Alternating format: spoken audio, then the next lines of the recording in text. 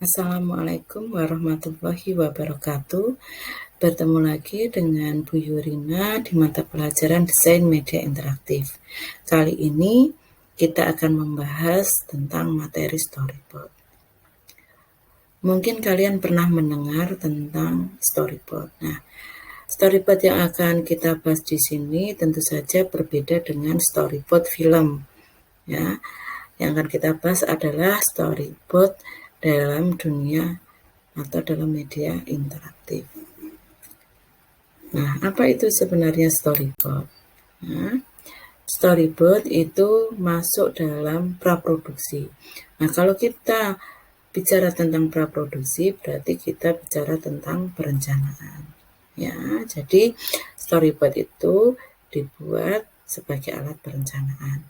Nah, storyboard itu berisi visualisasi ide dari aplikasi yang akan dibangun, sehingga dapat memberikan gambaran dari aplikasi yang akan dihasilkan. Nah, gambaran tersebut itu ditampilkan secara berurutan, ya. Tujuannya untuk persiapan dalam pembuatan media interaktif. Storyboard itu sendiri juga merupakan visual script yang akan dijadikan outline dari sebuah proyek yang ditampilkan shot by shot yang disebut dengan istilah scene. Itu adalah pengertian dari storyboard. Ya, intinya adalah storyboard itu sebagai alat perencanaan yang merupakan visualisasi dari ide atau aplikasi yang akan dibangun yang digambarkan secara berurutan. Nah, selanjutnya, fungsi storyboard itu sebenarnya apa? Nah, storyboard itu ada 4 fungsi, ya, yaitu untuk memperjelas flowchart. Jadi, untuk memperjelas flowchart atau diagram aklir prosedur yang sudah dibuat. Pedoman bagi animator, ya, itu bagi pembuat animasi, programmer, dan narator. Ya, programmer biasanya adalah para pembuat aplikasi.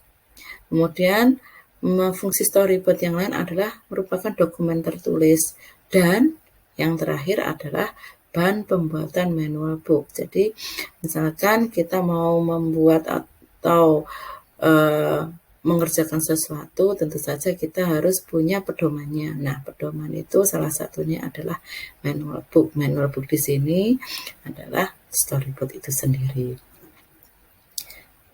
Nah, ketentuan-ketentuan dalam pembuatan storyboard, ya, diantaranya yang perlu diperhatikan adalah bentuk gambar yang disiapkan dengan sertai penjelasan. Jadi, harus ada gambar yang memang harus disertai penjelasan. Kemudian penulisannya seperti apa, narasinya disusun seperti apa, bahasanya yang digunakan harus seperti apa. Kemudian struktur kalimat juga harus sederhana, tidak berbelit, simbol dalam bentuk yang sederhana. Kemudian gambar juga dibuat menarik kalau itu dalam bentuk gambar. Warnanya juga harus kontras.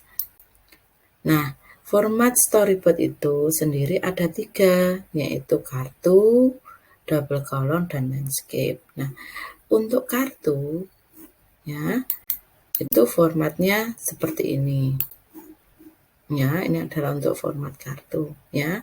Jadi format kartu itu terdiri dari 3 bagian, di antaranya visual, audio, ya, kemudian nomor frame dan slide serta catatannya. Nah, visual ini berisi gambar, bisa dalam berbentuk foto atau dalam bentuk grafis. Nah, untuk audio itu bisa berisi narasi, hasil dubbing, atau mungkin musik latar dan sebagainya. Nah, nomor frame atau slide itu menunjukkan slide keberapa atau frame keberapa. Nah, catatannya ada tidak di sini. Nah, itu juga sebagai pedoman dalam pembuatan storyboard dengan format kartu. Kemudian format yang kedua adalah format double column. Ya, format double column ini terdiri dari 4 kolom, yaitu kolom nomor, keterangan, visual, dan audio. Nah, nomor ini berisi nomor frame. Ya, frame itu artinya satu tampilan di layar monitor itu namanya frame. Jadi frame keberapa? Keterangan itu berisi keterangan-keterangan yang menunjukkan posisi frame. Misalkan ya, frame itu namanya frame apa? Frame menu atau frame submenu ya, atau frame materi atau frame misalkan frame video, kemudian frame quiz dan sebagainya. Kemudian visual. Visual itu berisi semua unsur yang divisualkan. Yang divisualkan di sini apa aja? Teks, ya. Teks itu isinya kalimat dalam frame tersebut itu apa? Kalau ada. Kemudian adakah animasi dalam frame tersebut? Kemudian adakah videonya? Adakah gambar atau foto yang ada di situ? Nah, itu dituliskan semua ya dalam kolom visual. Kemudian audio, ya. Audio ini adalah semua unsur audio meliputi narasi, musik, ya, termasuk musik background, sound effect dan lain-lain itu dituliskan semua di kolom audio. Jadi semua dalam satu frame itu, ya, visual yang digunakan, audio yang digunakan itu semua ditulis di situ. Nah, kemudian ini adalah salah satu contoh ya format double column ya. Misalkan dalam format double column itu saya membuat media pembelajaran ya yang isinya pendahuluan dulu, opening ya. Dalam opening itu ada animasi ya, visualnya apa? Animasi proses loading. Kemudian ada teksnya. Teksnya itu tulisannya adalah selamat datang di media pembelajaran sistem operasi. Kemudian ada musik pembukanya. Nah, musik pembukanya ini akan lebih baik jika kalian juga memberikan judulnya, ya. Boleh, atau hanya menuliskan musik pembuka tidak apa-apa. Kemudian judul, ya. Judulnya ini masuk ke judul. Judulnya ada media pembelajaran interaktif. Kemudian klik tombol enter, ya. Kemudian masuk ke menu, ya. Menu utama. Ya, menu utama di situ ada apa saja? Ada petunjuk, kompetensi dasar, materi, tutorial, kuis, profil, keluar. Nah, itu ditulis di situ semua. Kemudian ada efek buttonnya enggak? Maksudnya jika ada tombolnya itu ada diklik itu bunyi apa tidak. Ini di audio. Kemudian di submenu. Misalkan submenu ya, submenu petunjuk. Karena ini ada 7 maka semuanya harus diuraikan. Di petunjuk ini isinya apa? Ditulis di sini. Ada musiknya tidak? Kalau ada, ditulis juga di sini. Inilah contoh dari format storyboard double column. Ya. Kemudian format yang ketiga adalah landscape. Ya, landscape ini ada 2 bentuk model, yaitu landscape yang pertama modelnya seperti ini. Jadi misalkan kamu membuat media, itu media interaktif, ya, misalkan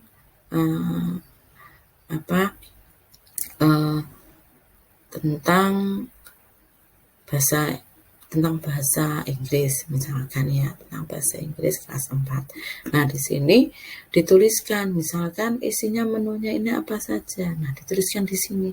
Kemudian nanti di sampingnya ini ada isi programnya. Nah, itu visualisasi juga dituliskan. Jadi secara garis besar ini lebih ke bentuk frame-nya. Jadi di bentuk frame-nya itu digambarkan. Ya, inilah yang disebutkan dengan storyboard landscape yang pertama, ya, bentuk yang pertama. Nah, yang bentuk yang kedua ini seperti ini, ya. Bentuk yang kedua itu bentuknya teks, ya. Teks dulu, teksnya ada atau tidak. Kalau ada dituliskan semua. Kemudian gambar ada atau tidak, ya. Kemudian kalau tidak ada berarti apa? Atau video atau animasi itu dicentang. Ya, misalkan di sini gambar tidak ada, animasi juga tidak ada, adanya video dicentang. Tapi video di sini ini juga harus dijelaskan. Oh, video ini adalah gambar kumpulan dari jenis alat yang aseptik. Kemudian persiapan biakan murni. Jadi video ini isinya video apa? Itu juga digambarkan. Begitu juga nanti kalau ada gambarnya, ada animasinya. Ini animasi apa jika balik di sini. Nah, kemudian ini yang selanjutnya adalah narasi. Ya, narasi itu ada tidak? Ya, narasi itu bisa dalam bentuk dubbing. Ya, narasinya ada atau tidak? Kalau tidak ada, ya sudah tidak isi. Tapi kalau ada, berarti harus diisi semua narasinya yang di sini. Kemudian link ke, ya, ini bisa kalau ini diklik, ya, frame yang isinya ini itu diklik, itu bisa enggak, ya, ke link selanjutnya lah. Link kemana, ya. Kemudian bisa enggak back atau kembali atau ke. Nah, bentuk seperti ini membuat storyboard seperti ini disebut storyboard landscape juga, tapi dengan bentuk yang berbeda. Jadi ada dua bentuk, yaitu yang pertama tadi bentuknya lebih ke gambar, ya, penempatannya, layoutnya. Nah, kalau di sini adalah lebih ke unsurnya, ya. Saya rasa ya cukup sekian penjelasan dari Bu Yurina tentang materi storyboard kali ini. Ya, mudah-mudahan bermanfaat bagi kita semua. Akhirus salam, wassalamualaikum warahmatullahi wabarakatuh.